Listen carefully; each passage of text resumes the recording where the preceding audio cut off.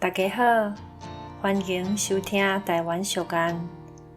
今仔日要甲大家介绍的俗谚是：人无照天理，天无照教子。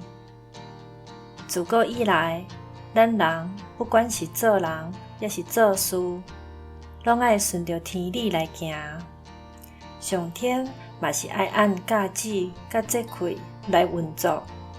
毋过，人若是无照天理来行，终其尾是家己爱承担后果。